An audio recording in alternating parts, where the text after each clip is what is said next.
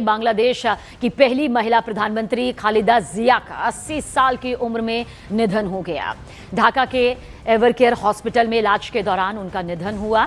वो लंबे वक्त से दरअसल बीमार चल रही थी, कई गंभीर बीमारियों से वो जूझ रही थी, जिसमें दिल की बीमारी की समस्या बहुत बड़ी हो चुकी थी, डायबिटीज़ की समस्या से जूझ रही थी और फेफड़ों की समस्या के चलते भी उनकी हालत दिन ब दिन बिगड़ती जा रही थी। पिछले कुछ महीने में उन्हें कई बार अस्पताल में भर्ती भी करवाया गया था और आखिरकार इलाज के दौरान अस्पताल में ही खालिदा जिया ने अंतिम सांस ली। एक दिन पहले ही खालिदा जिया ने संसदीय चुनाव के लिए पर्चा भरा था। नामांकन पत्र जमा करने के अंतिम दिन उन्होंने 3 जगहों से पर्चा भरा था। देश में फरवरी में चुनाव कराए जाने हैं, लेकिन खालिदा जिया ने अंतिम सांस यहां पर ली।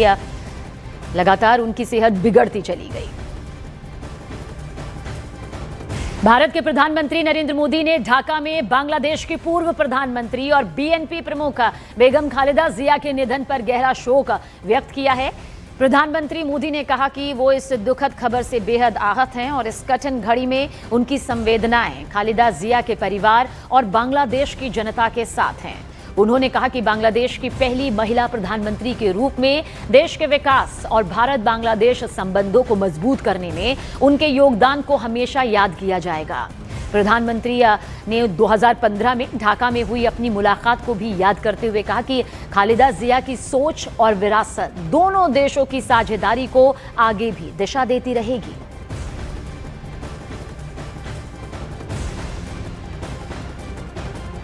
बांग्लादेश में हिंदुओं के खिलाफ लगातार देखिए हमले हो रहे हैं, लेकिन इसी बात को लेकर अगर आपसे यह कहा जाए कि बहुत बड़ा खतरा यहां पर हिंदुओं पर मंडरा रहा है, जिसका खुलासा हुआ है। खबर है कि वहां रहने वाले हिंदू और बौद्ध समुदाय के 2 लाख लोगों को मारने की साजिश रची गई। यह दावा बांग्लादेश के चटगांव के राउजान से मिले एक बैनर से किया गया है, जिसमें हिंदू और बौद्ध समुदाय के 2 लाख लोगों को मारने की साजिश का यह बड़ा दावा है। ये बैनर उस इलाके से बरामद हुआ जहां मंगलवार को हिंदू समुदाय के घरों में आगजनी की गई थी। पुलिस ने बैनर को जब्त कर लिया है। बांग्लादेशी सम्मिलित सनातनी जागरण जोट के प्रतिनिधि कुशल वरुण चक्रवर्ती ने बताया कि उन्होंने पीड़ित हिंदू परिवारों से मुलाकात की। उनके मुताबिक बैनर में लिखा था कि हिंदू और बौद्ध समुदाय को पूरी तरह खत्म करने की योजना बनाई गई है और इसके लिए फंडिंग भी की गई है। बांग्लादेश में उस्मान हादी की हत्या के बाद हालात देखिए बेहद तनावपूर्ण हो गए हैं। राजनीतिक अस्थिरता सभी के सामने और ऐसे में इस बैनर के जरिए ये बड़ा खुलासा। इलेक्शंस आने वाले हैं, हालांकि हम ये भी देख रहे हैं कि यूनुस गवर्नमेंट कह रही है कि फ्री एंड फेयर इलेक्शंस होंगे और एक पीसफुल माहौल में ये इलेक्शंस होंगे और जो भी इस तरह की वायलेंस को अंजाम देता है उसके खिलाफ ठोस कार्रवाई होगी। तो क्या कोई ठोस कदम उठाया गया है? क्या आप सेफ महसूस कर रहे हैं खुद को वहां पर? देखिए, ये मेरा याद है 2001 से जो चल रहा है, जो इलेक्शन के पहले और इलेक्शन के बाद, ये दोनों टाइम में हिंदुओं के ऊपर जो अत्याचार होते ही है। हमने हर इलेक्शन के पहले, इलेक्शन के बाद, इलेक्शन के दिन ये हमने देखा है, ये चल रहा है। ये कोई नया कुछ नहीं है हमारे लिए, क्योंकि ये हमने देख रहा है।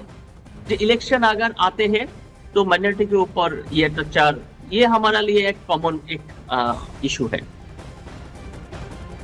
वहीं भारत बांग्लादेश संबंधों में बढ़ते तनाव के बीच बांग्लादेश सरकार ने दिल्ली में तैनात अपने उच्चायुक्त एम रियाज हमीदुल्लाह को तत्काल ढाका तलब किया है। विदेश मंत्रालय के आपात संदेश के बाद वो सोमवार रात ढाका पहुंचे, जहां भारत के साथ रिश्तों की मौजूदा स्थिति पर मंथन किया जाएगा। तो भारत से तनाव के बीच बांग्लादेश उच्चायुक्त लौटे हैं। उच्चायुक्त एम रियाज हमीदुल्लाह को ढाका बुलाया गया। अब भारत और बांग्लादेश के जो मौजूदा हालात है उस पर मंथन किया जाएगा और ये इसलिए भी जरूरी है क्योंकि देखिए जिस तरह से बांग्लादेश में हिंदू परिवारों को टारगेट किया जा रहा है, जिंदा जलाया गया है और जिंदा जलाने की साजिश कई बार सामने आई है और अब तो वो बैनर भी सामने है जहां हिंदुओं और बौद्धों को सीधे तौर पर निशाना बनाकर मारने की बड़ी साजिश है। उसके बाद हालात और भी ज्यादा तनावपूर्ण है।